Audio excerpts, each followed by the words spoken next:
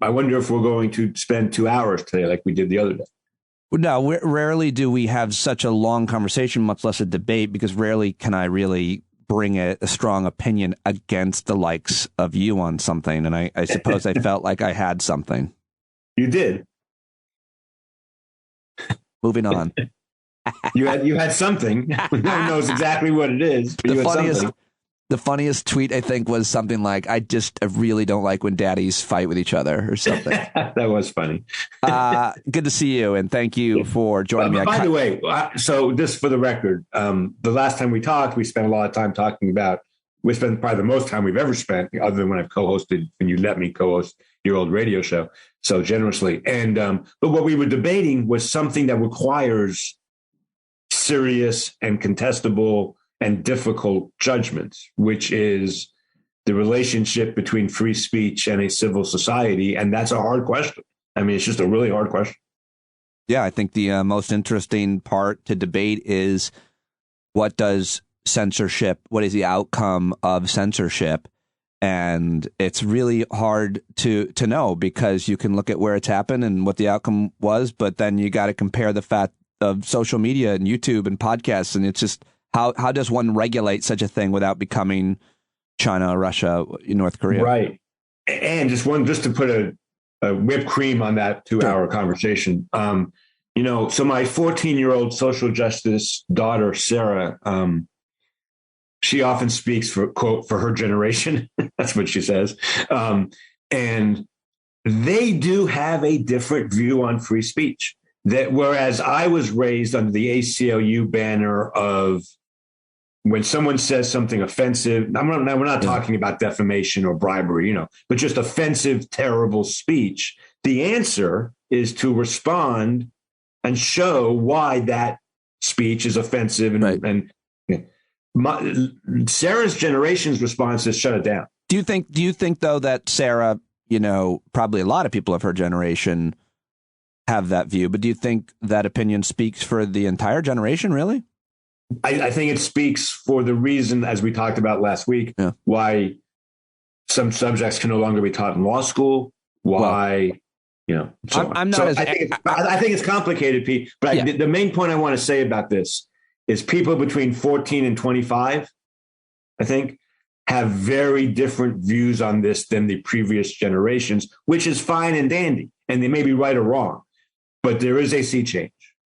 And let me tell you, in academia, there's definitely a sea change. But I feel like it's an entirely different world, that generation, because of TikTok, Twitter, and all of the rest. And I wonder if we should just take a step back and really think about the effect of the internet, phones, and social media, and how a lie travels far faster than it did when you or I were growing up in the Stone Ages.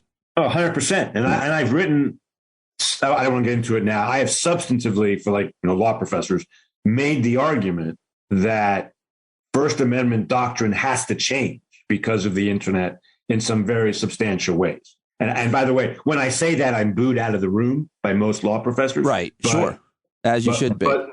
Okay, let's move on.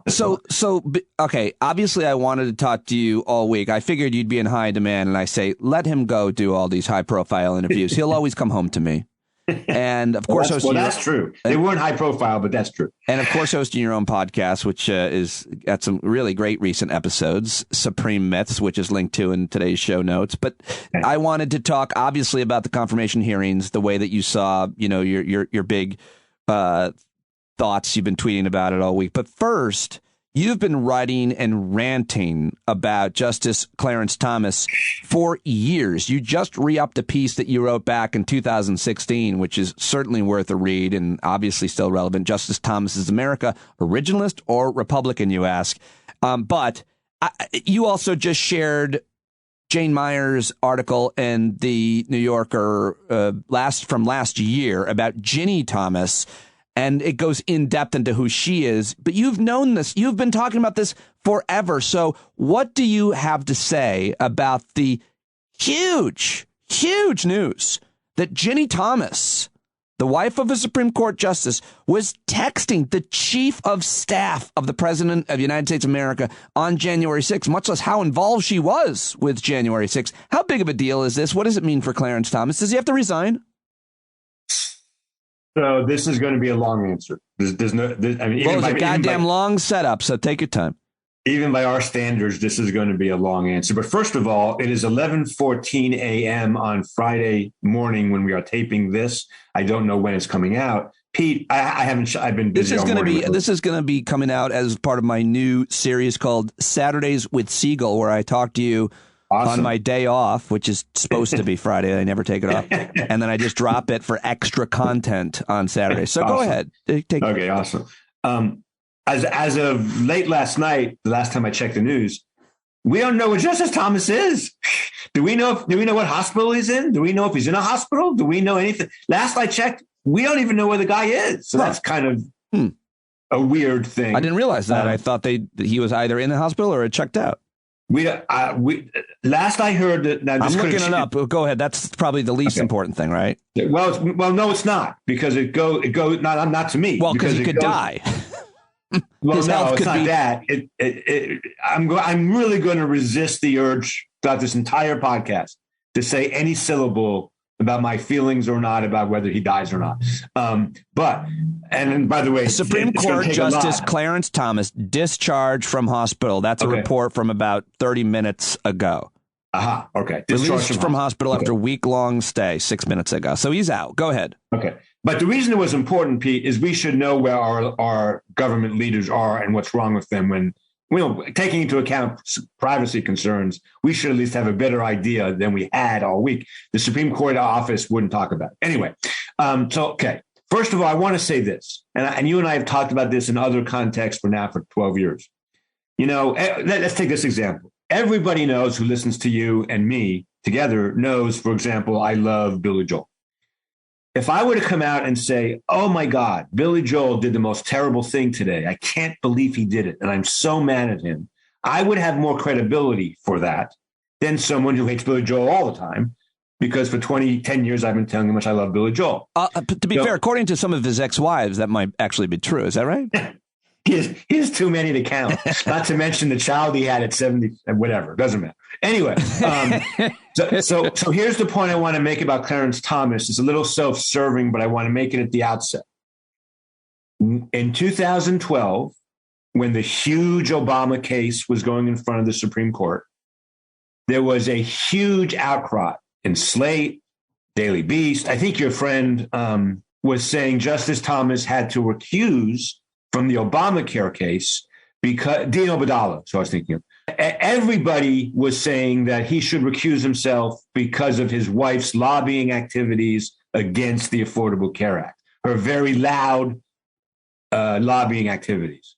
As an aside, they didn't report her income from that for 10 years. And Justice Thomas said at the end of that 10 years, oh, yeah, I made a mistake. I'm sorry. Right. Supreme Court Justice. Leaving all that aside, I wrote an op-ed in the LA Times where I said Justice Clarence Thomas emphatically should not recuse himself from the Affordable Care Act because his wife is lobbying against it, because we can't hold the views of spouses against each other. We just can't. It'll hurt women mostly, because in our society, of course, I just found this out in my class yesterday. We looked it up. 28% of Congress is women, or something like that. Less than, I think it's 2% of CEOs of top 500 corporations are women. Whatever it is, we don't want to hold the views of spouses against the other spouse most of the time. And that's what I wrote. So I have credibility on this. I said Thomas should not recuse himself from the Affordable Care Act when really famous liberal law professors were saying that he should. Okay. Right.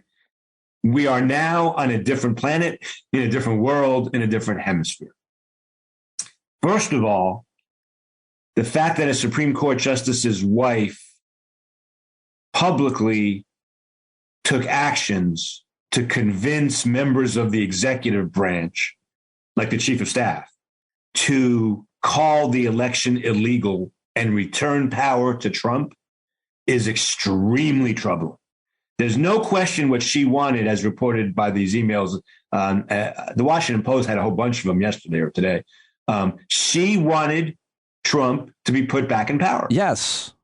This is no question. It was she framed it as good versus evil. I guess Joe Biden is evil and Donald Trump is good. I mean, this woman and some of the texts and the things that she believed, such as, release the Kraken. I mean, all of this stuff was like right out of what's that lawyer's name? Sidney Powell. I almost said Poitier. So she's crazy. And so finish your point about why. But the fact that she's crazy and wrong does not affect Justice Clarence Thomas. It doesn't. What affects Pete, an example would be the most prestigious liberal judge in the Ninth Circuit for like 3 decades.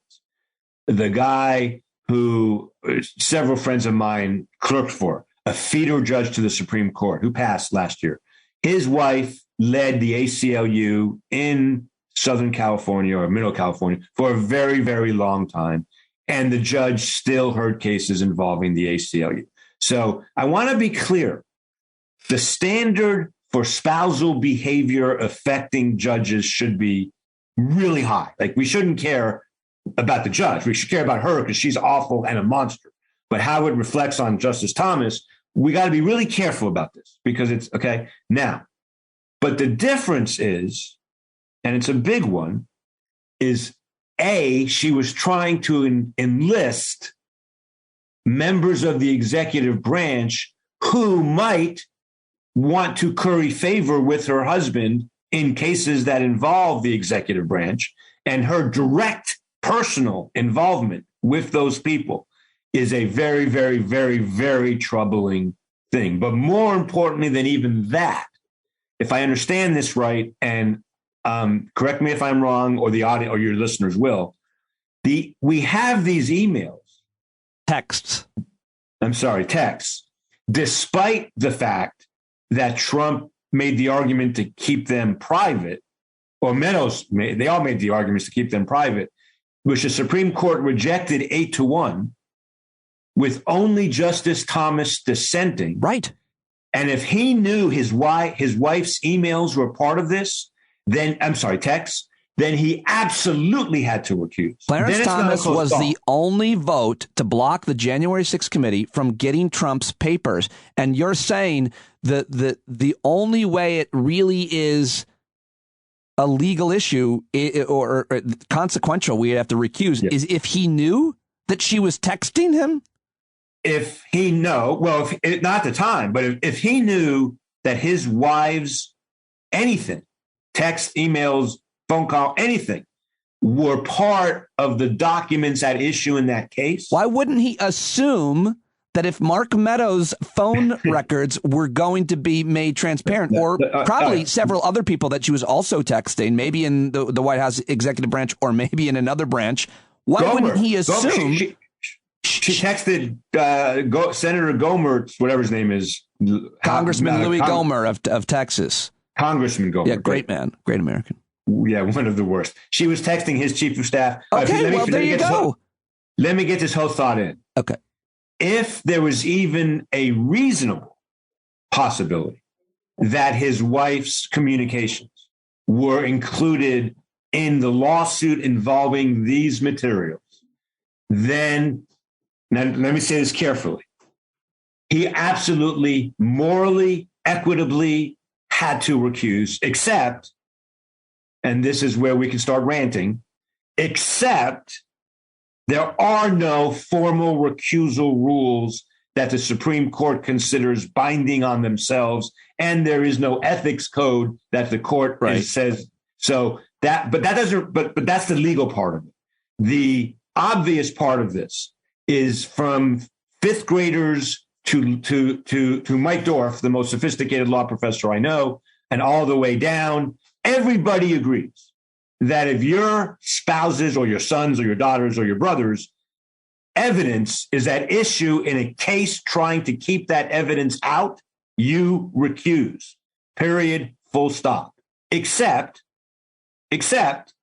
when I wrote that LA Times op-ed that said Justice Thomas should not recuse in the Obamacare case, I also said, and I got in trouble for saying this, but I'm right, even if he should recuse, why would we ever expect him to do the right thing? Because he won't. Because he's a very bad person. Yeah. So, but just to be clear, and we've been learning more about this. If you watched, the hearings when they talked about it, the Supreme Court does not have a code of ethics or a standard with which a justice is required to recuse themselves from hearing a case, unlike every other court in the country. They don't have that. It doesn't exist, and you can rant for a long time, as can so many others. Clearly, we heard at least one senator asking her to at least go back and have a conversation with her future colleagues about potentially having a code of conduct. But there's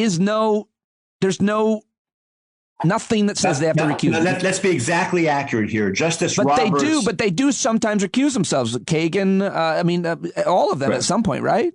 Well, one of the ironies is Kagan recused herself from over 200, maybe over 300 cases, because when she was Solicitor General, she worked on many cases. Right. Sure. Except she didn't recuse herself from the one where she should have recused herself, which was the Affordable Care Act. That's a different conversation. Wow. But let's be technical. Let's be accurate here, Pete. Justice Roberts has said there are some ethical rules, like involving gifts, that the justices have said they will voluntarily comply with. But again, that's the key. There's no check. There's no coercion. Right. There's no hammer. There's nothing we can do about it, which is why, by the way, even though Justice Kagan's office, the Office of the Solicitor General, litigated the Affordable Care Act suit in the lower courts, which meant she was a lawyer on the case in the lower courts, which is a absolute ground for recusal for all lower court judges. When she didn't recuse herself, and it was obviously wrong, there's nothing anyone can ever do about it. We have no procedures. We have no committee. No one reviews it. It's just that there's no check. And once again, we're at a lawless institution not bound by law. Right. I want to repeat that. The Supreme Court is a lawless institution not bound by law. And this is another example. Well, okay. So the idea that anybody would be calling for his resignation, is that absurd? And based on what you said about he never does the right thing. Never, but we shouldn't expect him to. We shouldn't expect him to resign. Right. So what do you, just in terms of possibility, do you think the idea of resignation being called for by, any pundit or any Democrat or Joe Biden? My answer would be, first, just based on the fact that his wife was texting the chief of staff of the president of the United States during an insurrection against the Capitol and demanding that he overturn the election. I mean, come on, son. So I have been trying for 2000. I met you in 2010, I believe. So that's 12 years. I have been trying for 12 years to get you to rant about the Supreme Court, just as you just did. I do it from time to time. I do it from time to time. I mean, I did it on Joe Rogan's show as a result of you. I took your arguments, many of them, and brought them on that show and then told him to invite you to do it much better. And of course, he never did. Go ahead. He cut you off before you mentioned my name. Was right. Is that right? I think you said Eric, and then he cut you off. Ah, shit. But I always appreciated the effort. Although now, if it had been, I might be canceled. Who knows? Anyway, yeah, right. Me too. So I want to make a couple points. First, I need more facts to know if Justice Thomas should resign because of this scandal. I do. I'm not yet ready to say that. But let's assume that it came out that not only was he aware of his wife's texts, but he helped her write them, and he knew they were in that batch of discovery, and he still didn't recuse himself. The worst of all factual scenarios. He probably did. Yeah. Okay. It's a hypothetical. Sorry. Yeah. Just hypothetically. Then he should resign. And of course, he won't. Right. So then the question becomes, can we impeach him because of that? And of course, the answer to that is no, because the Senate would never do that. So, the Republicans in the Senate would never do that. And it takes 2/3, and there's no chance we get 2/3, absent the most smoking of guns. Mm-hmm. So, and we should never expect him to do the right thing. And I want to back that up just real quick, Pete. People talk about Anita Hill. I believed Anita Hill, but we don't know. The bottom line is we don't know, although I think she was very credible. We do know there was a woman willing to corroborate Anita Hill's testimony who Biden would not let testify. But here's what we do know. This is not debatable. This is not opinion. This is fact. Thomas said that he basically had never discussed, debated Roe versus Wade prior to his confirmation hearing. He said that under oath. And Aaron Chemerinsky, my friend and dean of Berkeley Law School and the seventh most cited scholar of all time, found evidence that, in fact, Thomas did talk about Roe. He talked about it with the Missouri senator who was his supporter. He talked about it with other people. Wow. So he lied under oath. In addition, what a coincidence that his wife's lobbying activities against the Affordable Care Act for a decade, for which she received handsome payments. And as a Supreme Court justice, you must disclose your wife's salary. Any judge, you must disclose your wife's income. They didn't do it for 10 years. To which the only public comment he ever made about that, he paid money back with interest and then said, yeah, I made a mistake. Wow. Wow. All right. Well, listen. Not only that, but Justice Thomas has said on many occasions that people like me and you, who think that, not you and me, Eric Segall, Pete Dominic, but people like you and me, who believe, all things being equal, racial criteria for elite schools, for traditionally disadvantaged groups is a good idea, used in a kind of minimal fashion. He has said that we are as bad as slaveholders and segregation. Oh, he specifically said that. People today in favor of affirmative action have the same motivations and are no different than segregationists and slaveholders. This is a terrible man. I have been writing he's a terrible man for 30 years. Now, in person, he is a huggable, likable, jokeable, don't take myself too seriously guy. And if all you saw were videotapes of his interactions with students and teachers at law schools, you would say, there goes an angel of a man. You would. No, you I appreciate what you're saying, how you're describing him, because go ahead. Yes. So I don't know if I've ever said this publicly. I really don't. So this may be a first. We know several things. We know that he's not an originalist. We know he's a GOPist. I've written about that, the piece I put on Twitter today. 99% of his values come from the Republican Party. He almost never votes for Democrats. There are a couple exceptions. So we know that. We know he's an ideologue, but so is Ruth Bader Ginsburg. I mean, she was. So we can't, that's one thing. But here's the thing. Ruth Bader Ginsburg did not say, my judicial philosophy is X and Y, and then she voted X minus Y minus. Right. She didn't do that. The hypocrisy of Thomas's originalism is really bad and really awful. In the affirmative action cases, and he's voted to strike down every affirmative action law he's ever faced, he never has talked about the original meaning of the 14th Amendment, because we all know the original meaning of the 14th Amendment allows affirmative action. But what he has talked about is a speech given by Frederick Douglass a decade later, where there's one paragraph where Frederick Douglass says, we just want to be left alone. Leave us alone and we will survive. I wrote, as did other scholars in law reviews, that Thomas took that quote completely out of context. It is false. It is misleading.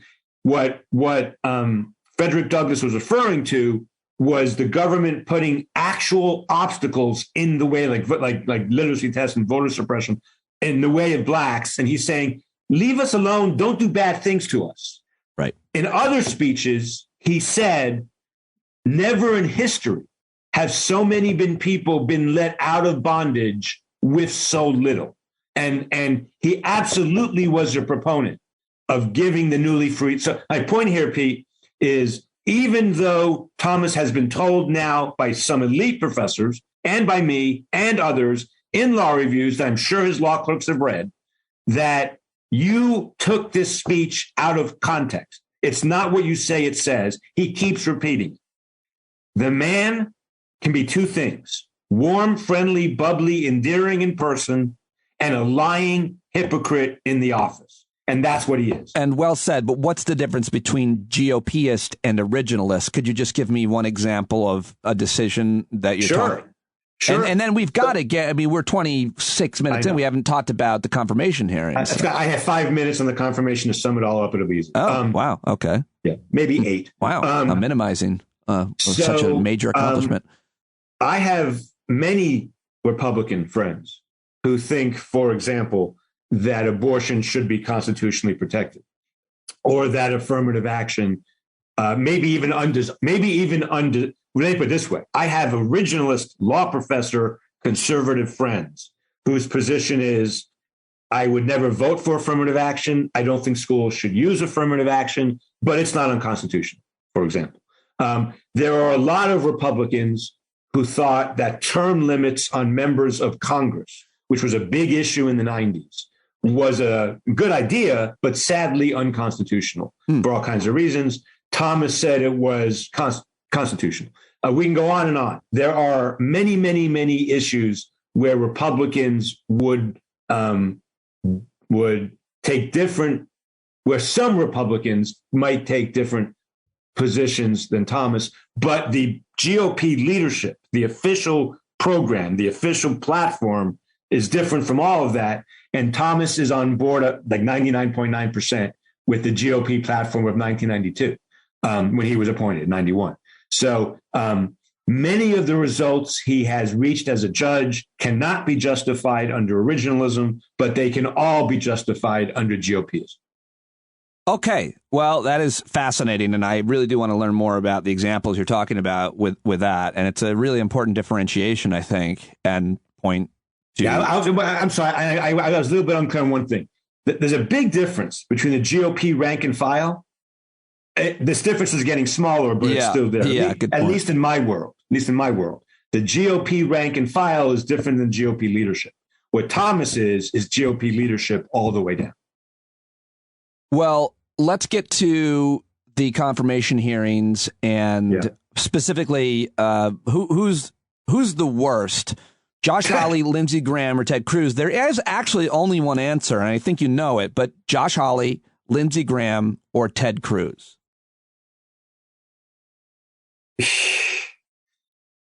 Yeah, you stumped me there. Oh, really? Huh. Yeah. It's Ted because Cruz. They're all... Obviously Ted Cruz. Pete, does it really matter? So let's take Atlanta. Let's take Atlanta, Georgia in August. Well, what matters is what. Let me finish that sentence.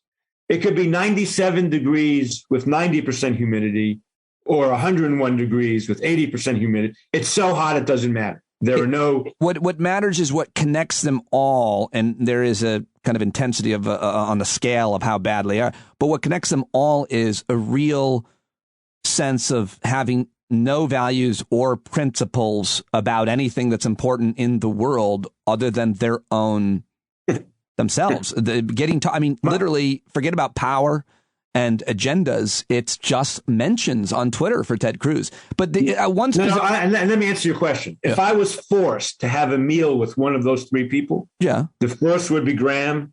The second would be, I would go first with Graham, then with Hawley. Yeah. I wouldn't have a meal with Ted Cruz unless my family's life depended on it. Oh, interesting. I thought you'd pick Cruz because he's a constitutional law scholar. I have no desire ever to speak to that man, ever. Well, Lindsey Graham, actually, I have some questions for. Well, you're not actually a patriot, because if you did have a meal with Ted Cruz, you could slide a little something into his meal. So let me ask you one specific question, which I really am interested in. Is when Lindsey Graham basically spent a lot of time trying to ask this nominee about how she felt about how the last nominee was treated, which was, why he was doing that. But as part of that, he was trying to set up these religious questions. What is your religion on a scale of religiosity 1 to 10? My understanding is that if you went to a job interview at McDonald's or a major consulting firm and they asked you about your religion, that would be illegal. Is that simple? Yes, that's not yes, but that's not what's happened here. What's happening, and I wrote about this for the New York Times, so I feel pretty good talking about it.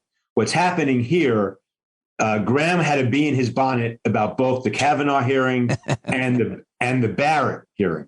And when he was talking about religion, he was talking about the Barrett hearing, because Senator Feinstein asked Barrett or observed that the dogma lives strong inside of you or something like that.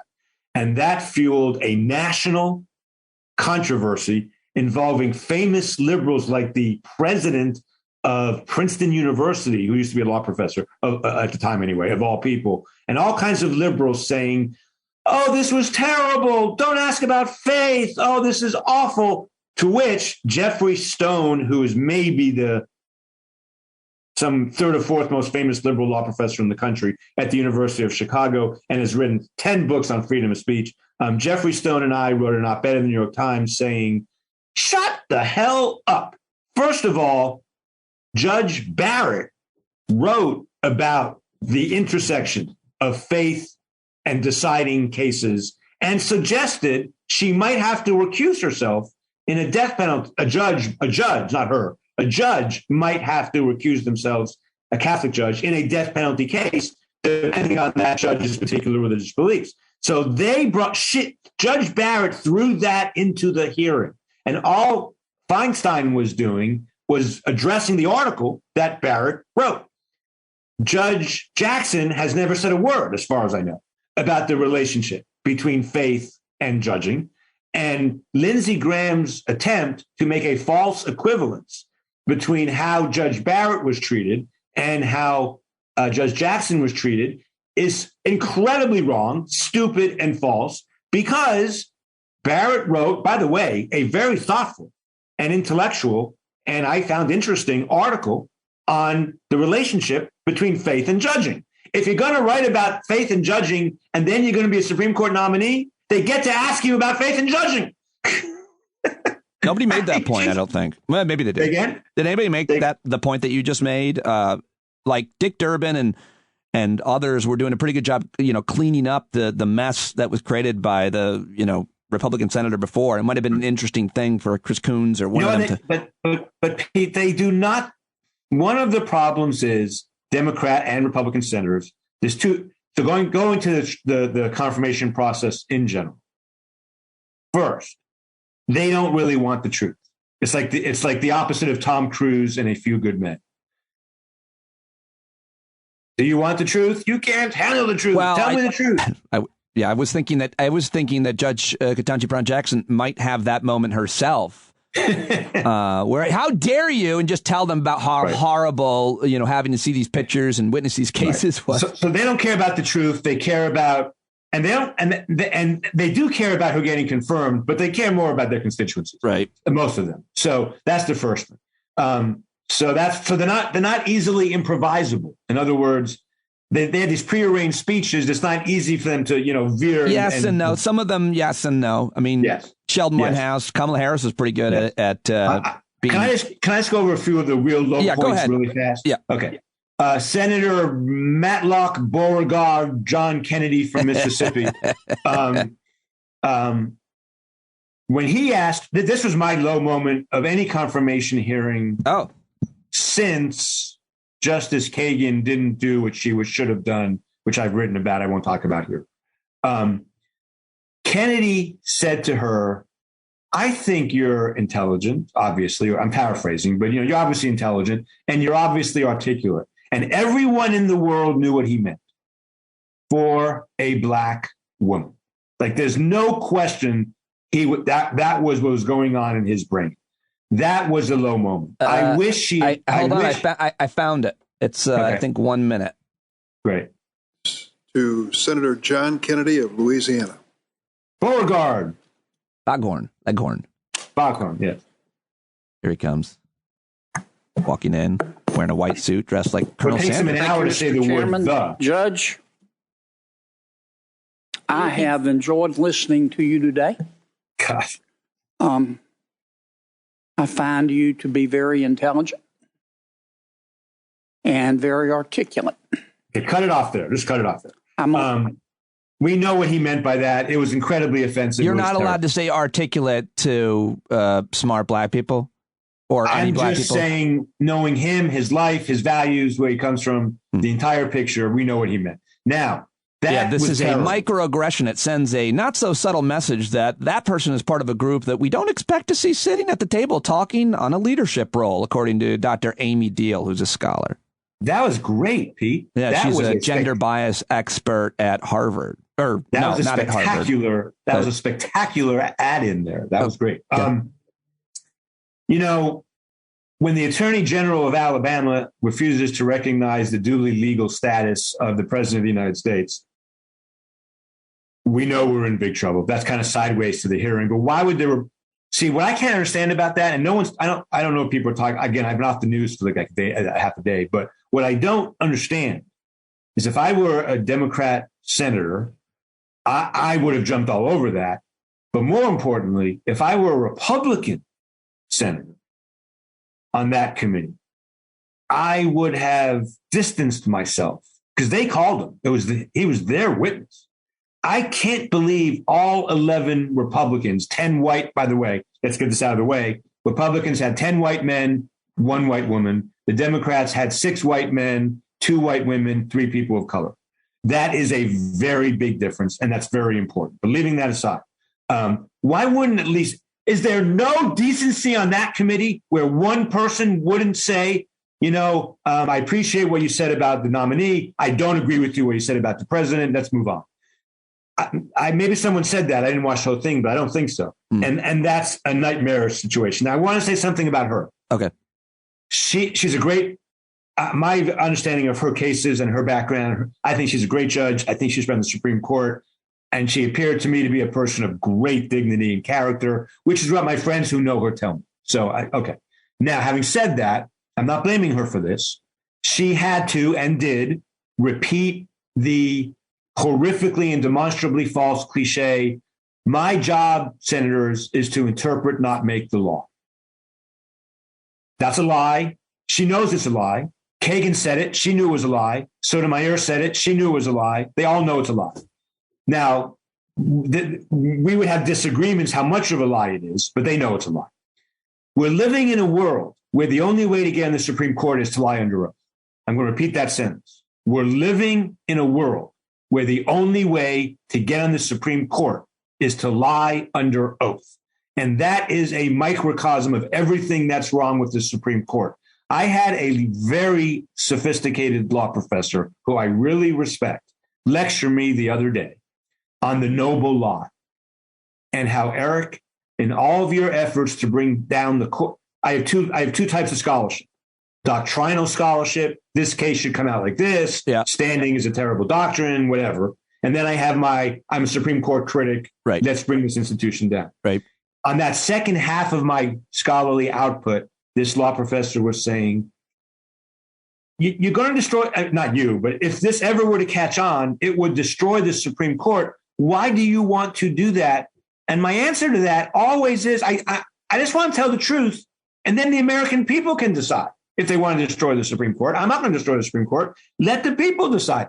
But for the only way for a legal institution to work is to lie about it on national TV, under oath, from the people who are going to be on the institution is insane. And it's part of the entire insanity about the Supreme Court in this country. It's not a court.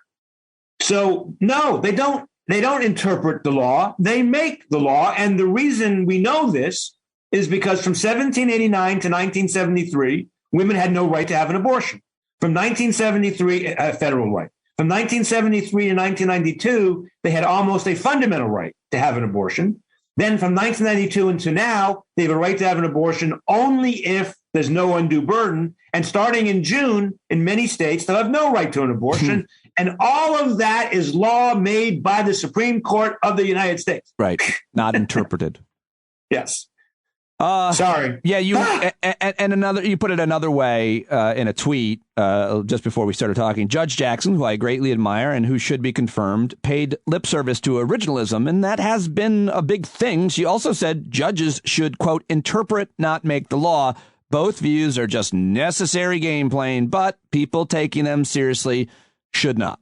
Randy Barnett has gone, and Randy was on my podcast last week. Yeah, I want to hear that because you guys are diametrically opposed to so much. We Pete, my goal on my podcast, not all of them, but many of you've been on it, but many of them is to bring on conservatives and have civil, right, fruitful discussions. I think this is a moment in history. That's my little contribution to society at this point in time.